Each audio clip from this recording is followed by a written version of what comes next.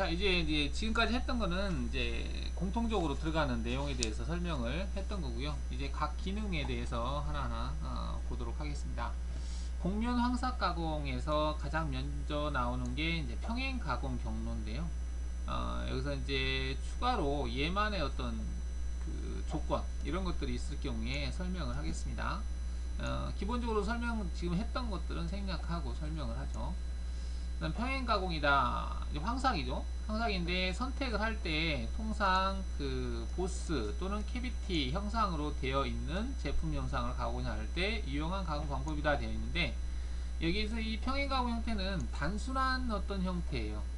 하나의 보스냐 하나의 캐비트, 그러니까 전체 영역으로 캐비트나 보스가 막 중복돼서 짬뽕되어 있는 것보다는 어떤 바가지 캐비티다 그러면 캐비티 하나만 부분적으로 작업할 때 바운더를 잡거나, 또는 이제 보스면 보스 형상에서 특정한 어떤 부위를 작업할 때 적당하다 이렇게 보시면 되겠고요.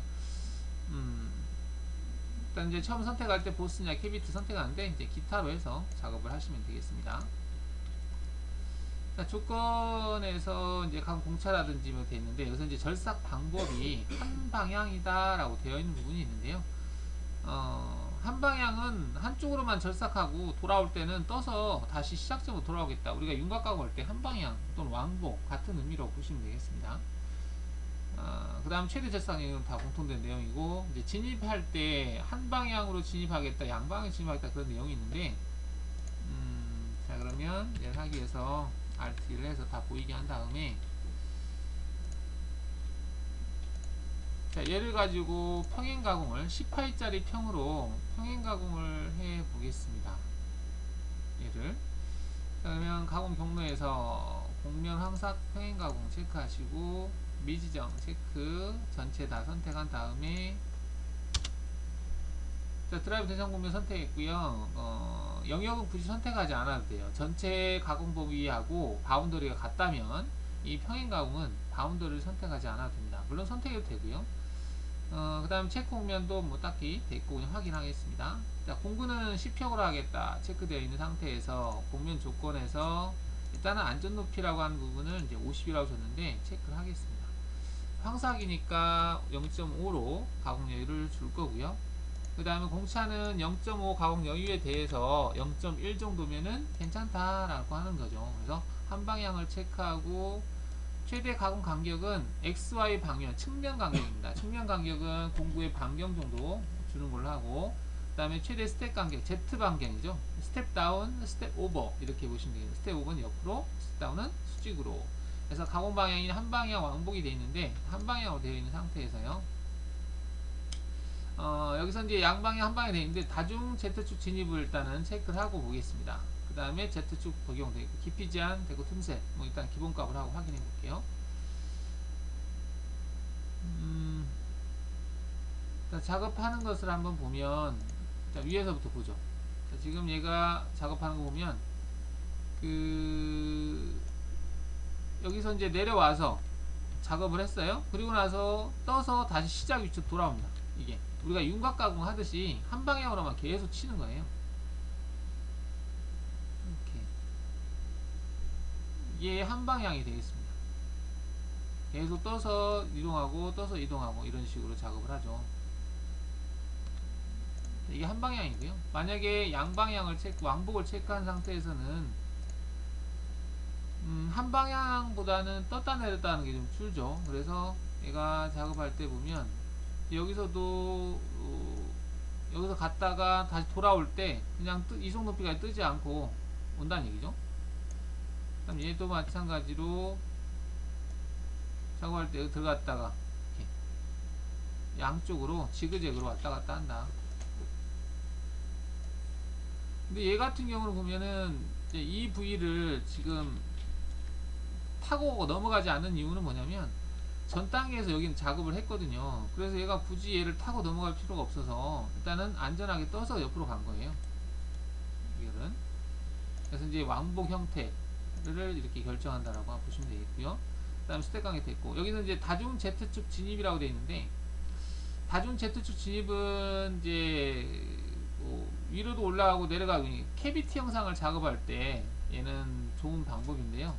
일단은 볼앤드밀 같은 경우는 괜찮아요. 근데 평앤드밀은 좀 문제가 되는 게 뭐냐면 지금 이 작업을 할 때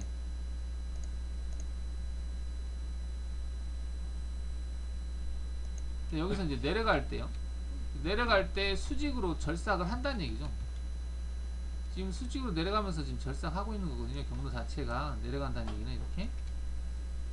그래서 그 밑날이 없을 경우에는 좀 문제가 될 수도 있어요. 그래서 내려갈 때는 작업하지 마라 라고 해야 될 것 같아요.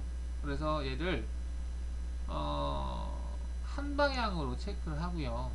다중이 아니라 한 방향으로 체크하면 얘가 들어갈 때 한 방향으로만 작업한다는 얘기죠. 이게 진입을 할 때 한 방향으로 진입하겠다는 얘기예요.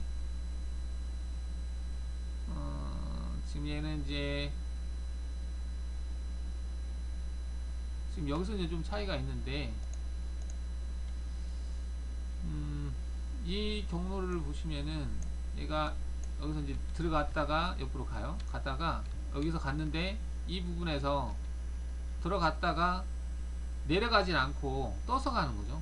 다시 여기서 갔다가 이게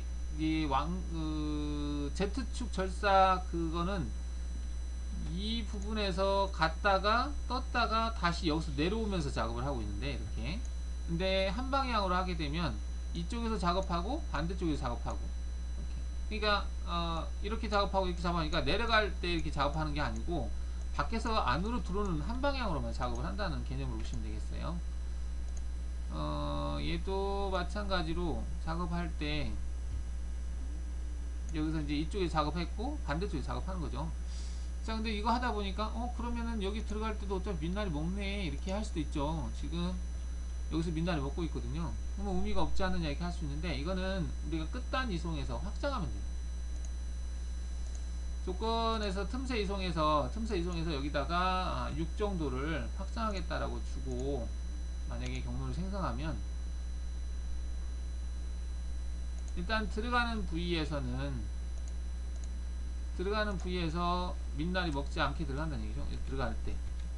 그리고 나서 작업하고 그러니까 여기서 이제 들어가도 전혀 문제가 안 되는 그런 구간들은 이제 지그재로 왔다 갔다 하는데 여기서 올라갔다가 내려갈 때 여기서 내려가지 않고 그냥 수평으로 가버리겠다는 얘기죠. 수평으로 간다는 개념으로 보시면 되겠습니다. 그래서 이 깊이 값보다 좀 더 컸을 때는 한쪽에서 가고 한쪽에 내려가지 않고 옆에서 다시 들어가면서 작업하겠다. 평면 보기 했을 때 얘가 이제 일자로 되어 있는데 지금 작업하고 이렇게 하면은 이거는 이제 그냥 내려간 거고. 자, 평면 보기 했을 때 자, 근데 이렇게 했을 때 조금 문제가 되는 게 얘는 여기서 작업을 했거든요. 근데 다음 경로를 보면 얘하고 동일한 라인에서 들어가지 않고 한 단계 넘어서 들어가고 있어요. 얘가 들어갔으면 여기도 여기서 들어가야 되는 정상이거든요. 근데 얘는 한껏 건너뛰어서 지나가네요. 얘는 한 방향으로만 진입을 하다 보니까 한쪽만 진입하지 양쪽으로 진입하지 않네요. 이렇게. 그러면 여기도 진입하게 하려면은 양쪽 진입을 체크하시면 되겠죠. 여기도 진입하고 여기도 진입하고 동일한 라인에서. 그러면 여기 조건에서 얘를 체크하는 거죠. 양방향으로 진입하겠다 체크를 하고 재생성을 하게 되면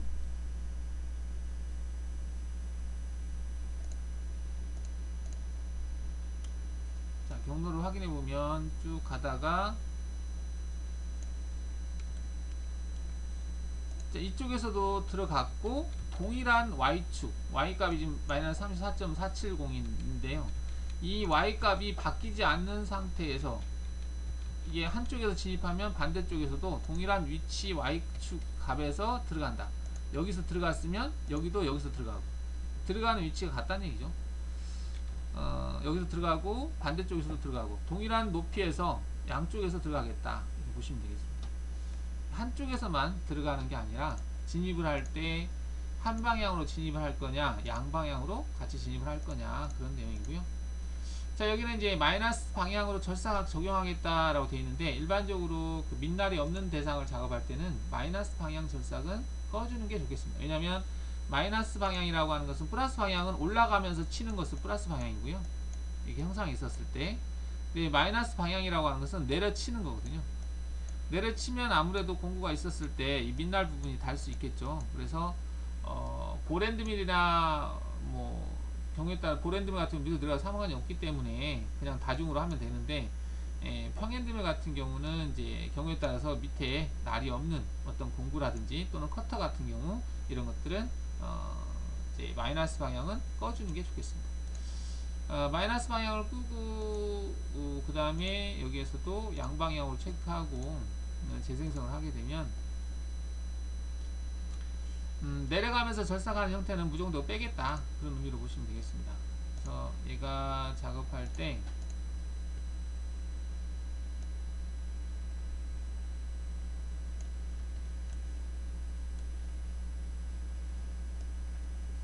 올라가면서 작업하는데 내려가면서 작업하는 건 없어요.